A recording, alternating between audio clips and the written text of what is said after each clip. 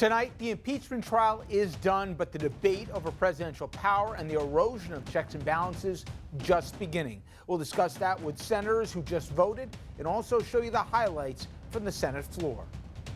Then we fact-checked the State of the Union address, and man, did that keep us busy. Then, something that only Donald Trump would do, the president giving Rush Limbaugh the Medal of Freedom. Now, Rush joins people like Mother Teresa, Helen Keller, and other recipients of that prestigious honor. Good evening, everyone, and welcome to RFL. I'm Richard French, and thank you for joining me in what has been a historic Wednesday. The Senate has just voted to acquit President Trump on both articles of impeachment, and as expected, every Democrat voted to convict. There was, though, one defection, a single Republican who joined those Democrats, Mitt Romney. He voted to convict on Article 1, which is abuse of power, but not Article 2, obstruction of Congress. Now, the votes, they wound up falling far short of the necessary 2/3 needed to convict. Now, let's head to Washington right now, where our senior political correspondent, Andrew Whitman, who's been in the nation's capital for the last couple of days to see this firsthand, he joins us from Capitol Hill. Well, good evening, Rich. The Capitol complex beginning to exhale tonight as they turn the page away from impeachment. But history was made, as you mentioned, the third presidential impeachment trial ever now concluded. And Mitt Romney's vote also making history as he became the first sitting senator to vote to convict and remove a president of his own party. It is therefore ordered and adjudged that the said Donald John Trump be, and he is hereby, acquitted of the charges in said articles. The third impeachment trial of a sitting president in U.S. history has ended in an acquittal. All Democratic senators voting to convict and remove President Trump on the two articles of impeachment and remove him from office. The president had expected at least one Democrat to vote for acquittal, making the vote bipartisan. But it turned out the other way. It was bipartisan, just not in the way the president expected. My faith is at the heart of who I am. Republican Senator Mitt Romney breaking ranks, becoming the first U.S. senator to vote to convict a president of his own political party. It was a flagrant assault on our electoral rights, our national security, and our fundamental values. Perhaps the most abusive and destructive violation of one's oath of office that I can imagine. Several vulnerable red state Democrats also wrestling with their decision on whether to convict or acquit President Trump. Doug Jones of Alabama ultimately declaring, "Accordingly, I will vote to convict the president on both articles of impeachment. In doing so, I am mindful that in a democracy there is nothing more sacred than the right to vote and respecting the will of the people." President Trump last night delivering his third State of the Union address in the very same chamber he was impeached in, avoiding direct mention of the trial, but sending this message to the joint session of Congress. We must never forget that the only victories that matter in Washington are victories that deliver for the American people. Now, while the outcome of these two articles of impeachment was never really in doubt, nobody thought that 67 votes would be gathered to remove and convict the president. There were some questions going into this, particularly when it came to witnesses. That's a subject we'll get into with a couple of senators in just a few moments. But the overwhelming sense here on Capitol Hill tonight, Rich, from senators, congresspeople, and their staffs, is that they're glad this is over so that they, like the rest of the nation, can move on to other business. We'll be back in just a few minutes, but for now, Rich, that's the latest from the Capitol. Let's send it back to you in the studio. All right, Andrew, thank you. And obviously the backdrop this falls in with the State of the Union last night that we'll get into in just a few minutes, as well as obviously the election in just months. All right, now, before we get to some of the conversations Andrew had with the senators who voted today, I saw something that I thought was a perfect reminder in terms of where we are as the backdrop for impeachment and obviously an election year. Take a look at this short video.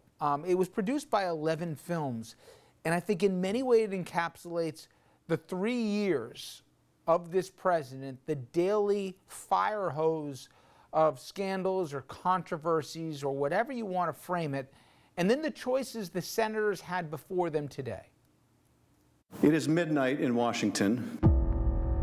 The lights are finally going out in the Capitol after a long day in the impeachment trial of Donald J. Trump. You can't trust this president to do the right thing, not for 1 minute, not for one election, not for the sake of our country. You just can't. Bing, bing, bong, bong, bing, He will not change, and you know it. History will not be kind to Donald Trump. I think we all know that, not because it will be written by never-Trumpers, but because whenever we have departed from the values of our nation, we have come to regret it, and that regret is written all over the pages of our history. If you find that the House has proved its case and still vote to acquit, your name will be tied to his with a cord of steel and for all of history. He has betrayed our national security. He has compromised our elections, and he will do so again. You will not change him. You cannot constrain him. Truth matters little to him. What's right matters even less, and decency matters not at all. We have proven Donald Trump guilty. Now do impartial justice and convict him.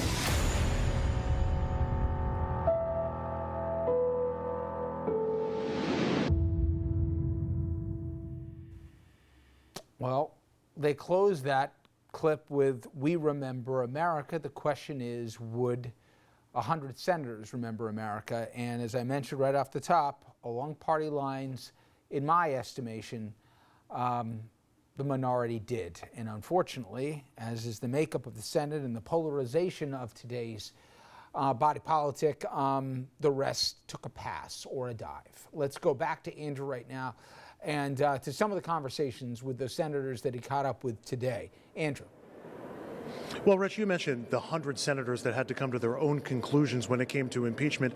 That means they're all coming from different backgrounds. I first met up with Senator Robert Menendez, who is the ranking Democrat on the Foreign Relations Committee. And that's the perspective that he put much of this impeachment. And keep in mind, this is about Donald Trump, but impeachment was really about the pressure campaign in Ukraine and the military aid that was voted on by the members of Congress to go to Ukraine. So that was very much in Senator Menendez's mind when we caught up and talked about the impeachment vote. Senator Menendez, your reaction to the acquittal of the president on the articles of impeachment, and is the bigger disappointment for you the vote to acquit or the process and the lack of witnesses? Well, certainly the vote to acquit is a disappointment, primarily because what the Senate has done is not exonerate a president but coronate a king. And what do I mean by that?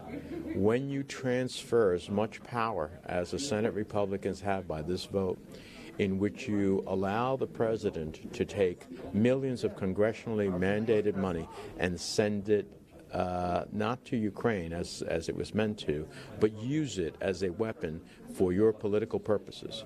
When you ultimately deny witnesses and documents to the United States Congress, which is a separate co-equal branch of government, critical at the end of the day for us to do our work, to know, beyond impeachment, just to know whether, in my case, in foreign policy, whether this foreign policy is the right one, or are we doing the right thing as it relates to Iran, North Korea, Russia, and the list goes on. Well, I can't do that if I can't get the information and witnesses I need before the Foreign Relations Committee, and that's been a problem. So by, in essence, saying to the president, it's okay for you to hold congressionally mandated money and use it for your own personal political purposes, and invite a foreign government in our elections, which undermines our democracy, and then to ultimately take away the powers of the Congress to create the check and balance, we will have changed our democracy as we know it. And that's what's upsetting to me. They've allowed that to happen with this vote. Are you concerned that those abuses will become manifest immediately, that they'll impact potentially the 2020 election, that we might not know about those abuses if they happen? Well, we know those abuses are already happening. I mean, that's part of the problem. Part of the problem is the continuing actions of the president. He has shown no contrition. He has shown that he's not learned anything.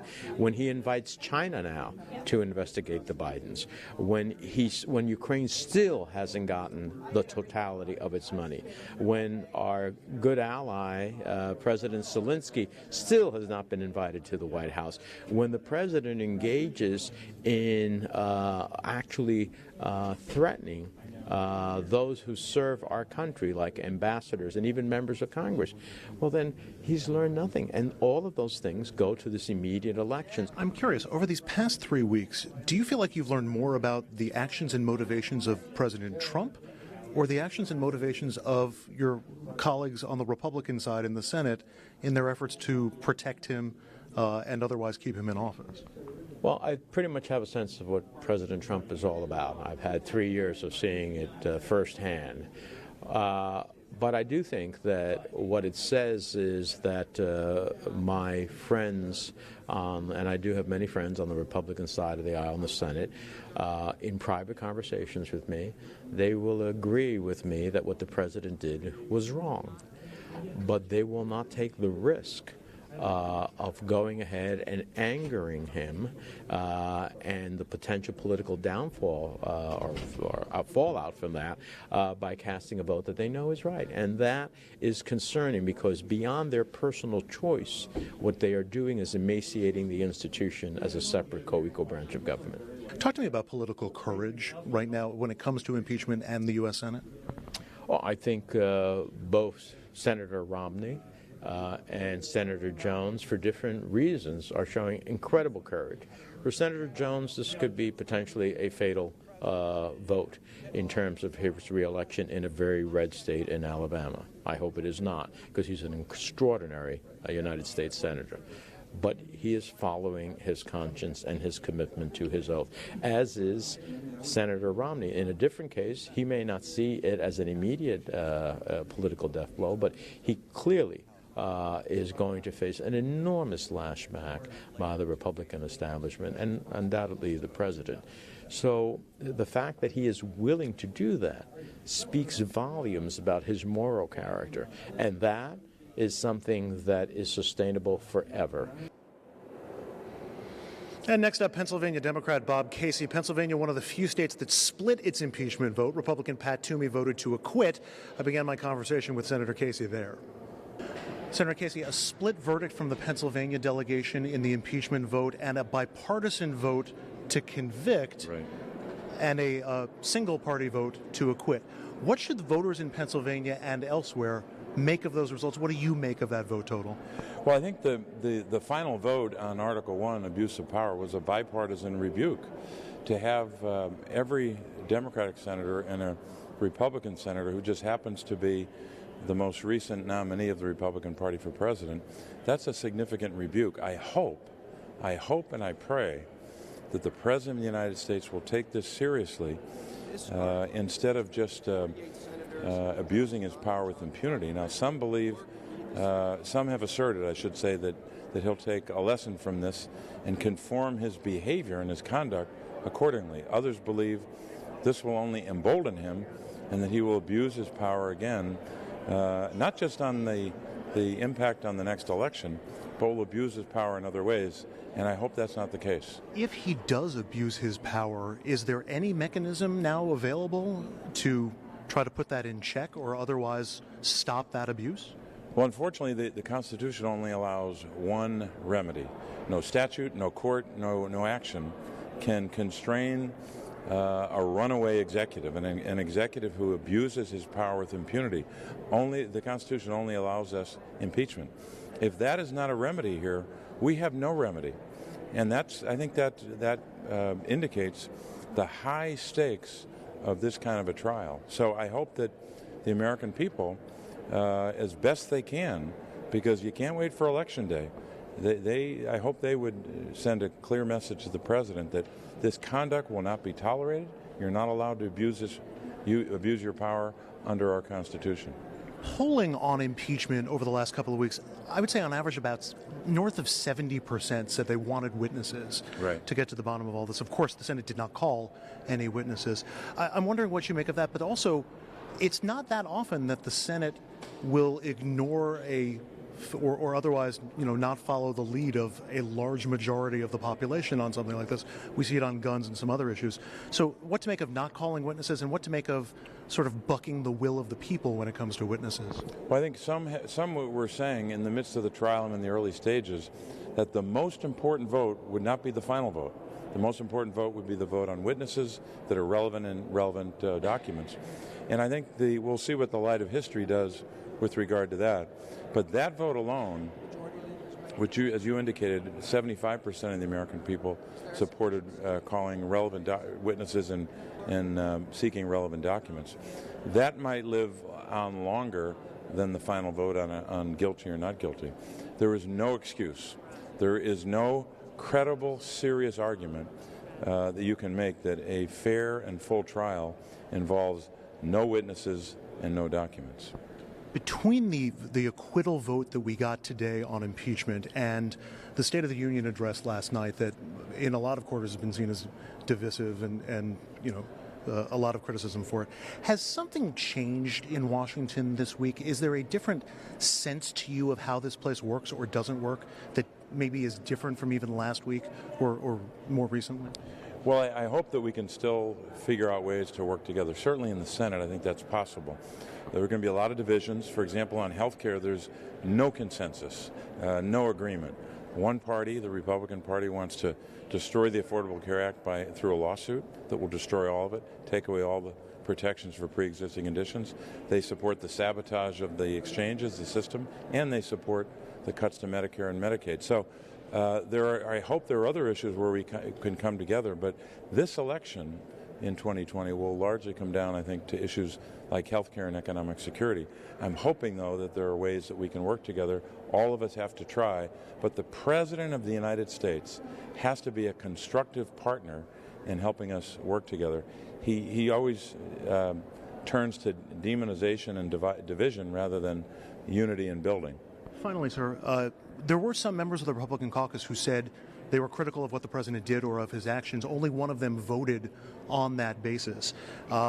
What do you make of that? Do you sense that the Republicans on the other side of the aisle were looking for a reason to acquit, or do you take them at their word that they legitimately did not think that these actions merited his impeachment and removal? Well, I have no doubt that there are a lot of Republican senators, I would say most, who believe he absolutely did something wrong, that it was misconduct that you should never allow by any public official. It's categorically always wrong to do what he did. And that's why you had this bipartisan rebuke, which sent a very clear message that kind of misconduct by the most powerful person in the world is totally unacceptable under our system. But having said that, I think that a lot of them were looking for a way to vote not guilty. But we'll see. We'll see but I think in large measure, the more dangerous vote for the country was for a cover-up with no witnesses and documents. Senator Casey, thanks very much. Appreciate it. Thanks very much. Now, neither of Pennsylvania's two U.S. senators are on the ballot this fall, but of course how impeachment plays will go a long way to determining how the state votes in the presidential election, as it is one of the key toss-up states as we approach the 2020 elections. That is going to wrap up our impeachment and State of the Union coverage from here in Washington. Rich, let's send it back to you in the studio. You know, Andrew, I'm curious. We spoke at the conclusion of the State of the Union, and you made it pretty clear that you hadn't seen anything like what we saw last night, and if it was possible to get things more toxic, clearly we got there. We're going to get into, in the following segment, some of the more notable moments, a little fact-checking, but, the Speaker and the President, I think, are, the perfect example of just how bad things have gotten. You said that there's almost a palpable sense of, fine, we're going to move on from this. But did you get a sense from the folks you spoke to that this isn't just a bad chapter? Something got broken through this. And just from a person like you who covers this every day, it's not going to be easy to put back together. And this idea that I always thought that there'd always be guardrails to keep us from going over the cliff. All those guardrails were never designed for somebody like Donald Trump. And we got a hard civics lesson that people are more worried about losing their jobs with limited exceptions than those that are willing to protect an institution. It was a pretty scary lesson, I think, that we learned regardless of somebody's political leanings when we couldn't even get witnesses. I didn't think it was as bad as it turned out to be. I think if you ask them privately, Rich, a number of the senators and members of Congress I spoke with might tell you that something got broken, but for the public dissemination, it's more like something got damaged, and they're hoping that it can still be repaired. And keep in mind, particularly when it comes to the Senate, these folks have to work with the people on the other side of the aisle more than they have to in the halls of the House of Representatives. So I think there's some disappointment that I got from them with the hope that maybe this can still be salvaged, but everybody's looking towards November as perhaps the best remedy. By the way, you get a slightly different impression when you talk to their staffers, who I think are a little more convinced that things have gotten broken. But maybe they're, holding out hope. Maybe they're hoping that that's the way it is because they're part of the group that would then be in a position to fix it. And maybe they just don't want to foreclose on this chapter of American history and an institution that they have clearly, sacrificed so much to become a part of and to stay a part of. So maybe whatever disappointment tempered by the prospect of hope and the possibility that this all gets fixed up, Rich?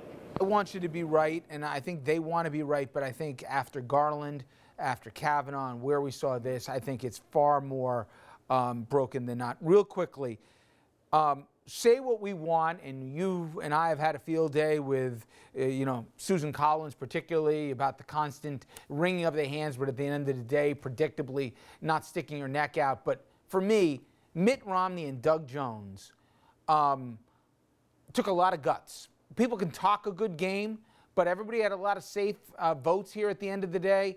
Those two guys did something that might cost one of them their jobs as early as this fall, and good for them. Democrats wouldn't have killed Doug Jones if at the end his vote wouldn't have changed it one way or the other, but he voted his conscience. Mitt Romney the same. They were profiles in courage today. They absolutely were. And Doug Jones might have been dead man walking before this vote today. Romney, there's already been calls for him to be kicked out of the conference. Susan Collins could go to school on what the two of them have done, and maybe the voters in Maine will, if she won't. Rich?